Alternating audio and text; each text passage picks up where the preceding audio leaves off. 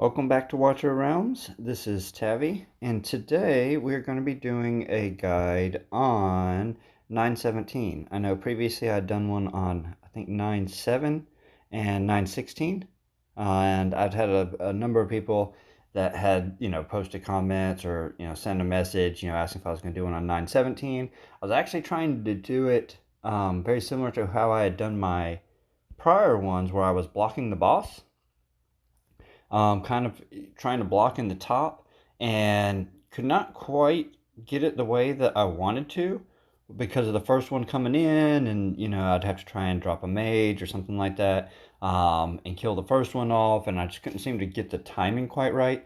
And then we actually had someone in our guild in Celestials that had done a guide as well, which basically solved my problem of just tanking that one. So this credit for this does go out to War Guides, Watcher Realm Guides. He's got a video up as well, but then I thought I would go ahead and record one also, just for anyone that's subscribed to mine or following along. That hopefully it might help, especially if they had done kind of looked at what I had done for 9.7 or 9.16 in the past. So first thing to do is really, I'm not going to talk too much about the little guys here. The little mage guys kind of come out at the side. And then we've got the destroyers and the restorers. Restorer comes out and tries to help heal. Destroyers, of course, go through, do damage, fun stuff. But we're not going to worry about them too much. Mainly, I just want to worry about the boss. So the things to worry about here, of course, is one, the boss itself does have high magic resist. So it's very hard to just like burn down with a mage or something like that.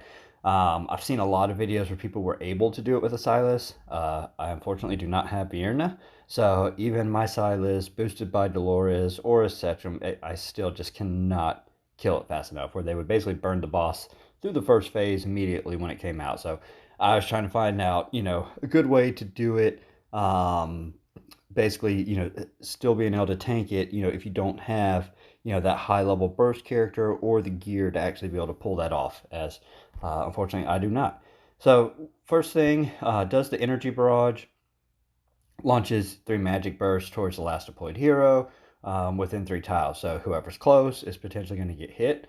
For that reason, you definitely want to use people close that have good HP. If you're putting a mage or a marksman or something like that really close to where the boss is, they're probably going to die. Energy absorption is just whenever someone uses their ultimate, it fills up her gauge. When her gauge fills up, she unleashes a pretty good attack. There's the energy current, which is just kind of like a little pulse that goes through and does damage to everyone. So you definitely got to make sure that you have enough HP to cover that. The crystalline meteorite will hit one person and then the person next to him, and it'll kind of ping back and forth and hit like 8 times. So you definitely don't want people like right next to each other when you can avoid it, so that hopefully that doesn't happen. And then is immune to debuffs. So after you kill the boss the first time, we'll transform into this guy. This one, like it says, does that targets the person with the highest and the lowest HP. So I will show you there is a good way to kind of deal with that. And then it does magic damage and AoE damage to the latter and the people close to them. So once again, keeping people spread out. Does some purple stuff on the ground that you want to avoid. And then after you kill it the first time, it gains a shield for 15% of its max HP, which you need to burn down. More purple stuff on the ground, and then the tiles will explode. So that's kind of what all that is going on in the second phase. And of course, you still have these guys coming out through both phases that you either have to deal with or get the boss down quick enough before so that they'll despawn. So the way that I am doing it is basically with an all melee team. I've tried it with different marksmen, and I'm able to beat it that way, and it's fine. There's a lot of dropping people. They do some damage. They get hit with one of the little crystals, and because they only have 15,000 HP, they die, and then I gotta wait and then bring them back, and it was just kind of annoying. So everyone here that I will use, which is primarily going to be Wrath, Salazar, Abomination, and then the healers and the 2 tanks, is above 30,000 HP. Arrogance is just in there for filler. I don't even know if I will drop him. Maybe at the end just to speed it up, but that might be about it. Soul Day is just there for the Lord bonus.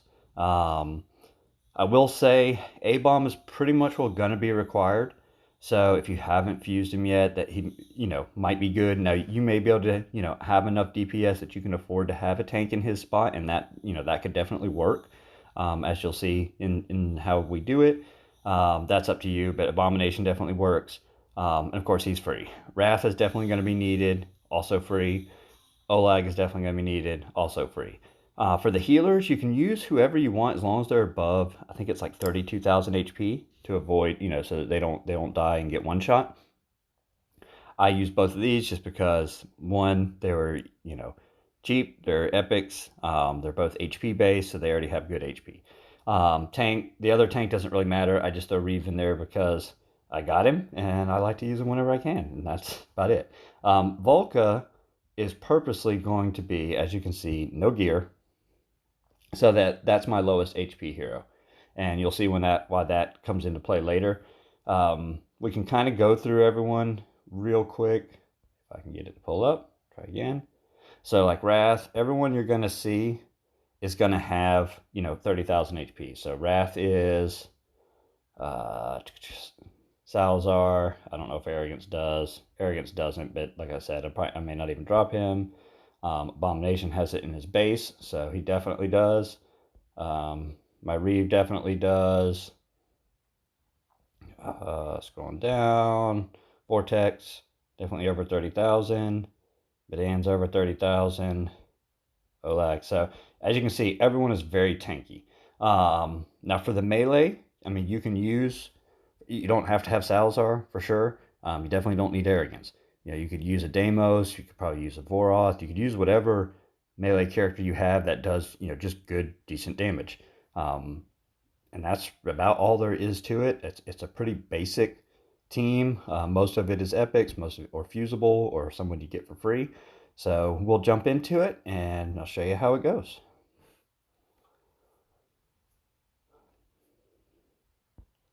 So the first thing, of course, is going to be those crystals are going to come out. So we're going to put Olag down, not necessarily for the boss, but to tank this guy that's going to come in on the right here in a minute.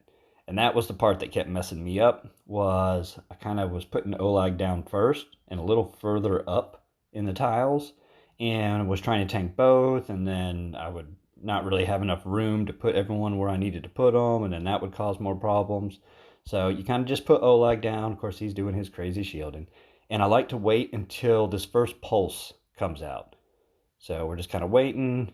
You can see that crystal gathering. Once the pulse comes out, we're going to put Wrath over here in the corner to deal with the mages that come out, because they will walk around and then they will nuke your team. And then we'll get our first healer down, which is going to be Vortex, making sure that it's covering Olag. And you can see this first guy is walking around here. So if we were to drop anyone right now near the boss, he's going to stop and start attacking them. So we definitely don't want that to happen. So we're going to let him kind of keep coming around. In the meantime, I'm going to go ahead and drop Medan down. And as you can see, I'm not putting right next to Olag. It's diagonal. So now he's turned that corner. So if we drop anyone else down now, it'll be fine. So we're going to go ahead and recall Wrath. We'll use him again in a minute. And then we're going to go ahead and drop our Abomination down to tank the boss.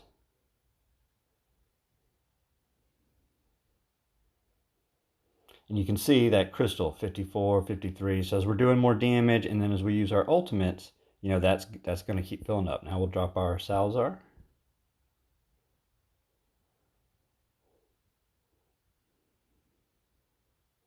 Like I said, Salazar may not, it really probably isn't the greatest choice here, just because you can't really do bleeds or anything else. So, like I said, just whoever you have that works is perfectly fine. Just go ahead and pop his ult when it comes up. And now I'm watching. So I just hit 100 there. So I'm going to go ahead and pop Vortex's ult and Medan's, because now we're going to have that big attack coming. Now that it's passed, we're going to go ahead and drop Wrath down too. Just get some more damage going. And you got this guy coming at the bottom. We don't really care, because the plan is going to be to beat this one prior to then.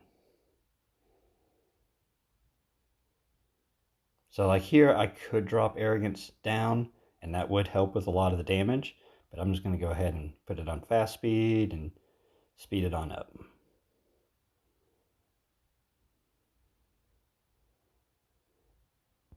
All right.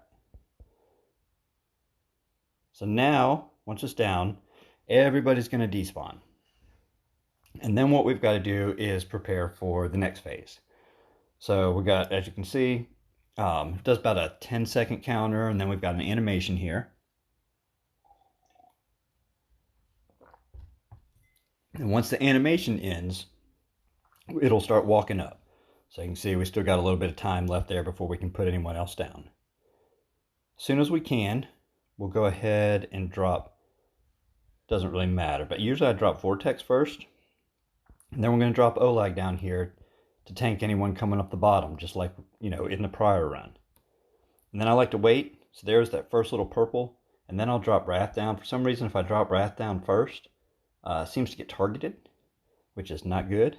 Then we're going to put Olag up here to tank the boss, and Salazar to do some damage. So we're doing a very similar setup to how it was done the previous time. Put Medan down for heals. So Wrath is going to take care of the mage, and I think there's also a restorer that comes out over there.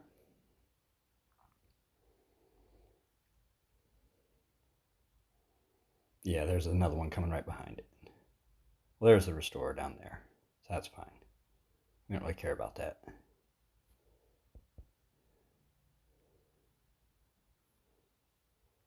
All right, so Wrath has done his part, so we can despawn him.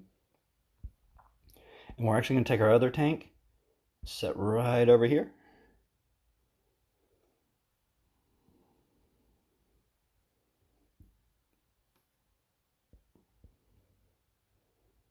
And so Olag is just going to tank at the bottom. You know, no big deal, just doing his thing. And we're going to drop Volka down here at the bottom. So this will be for when the boss does those random attacks at the highest person and the lowest person. There it is. Kills Volka, doesn't attack one of the people that I actually need for the fight.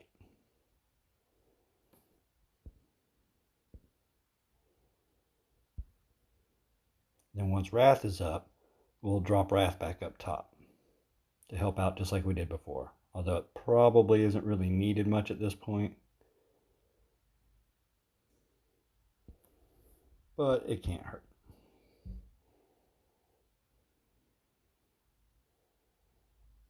Wrath might actually die because it got targeted right away. Use Salazar's ult. And now we go to the next phase. So this is very similar, except now we're just going to be burning the shield. We're going to put Olag down here as a tank. And we are going to put Wrath back up there again. I don't know if I need to put Wrath up there right now. We'll wait on that for a second. We're going to put Vortex right here to heal. We'll drop our A-bomb down. As you can see, that is a very short shield. There's not much to it. Yeah, we can drop Wrath down to occupy up there. We'll drop another tank here. And I shouldn't need heals up top, so I'm going to put a heal down here to cover both of my tanks with Medan.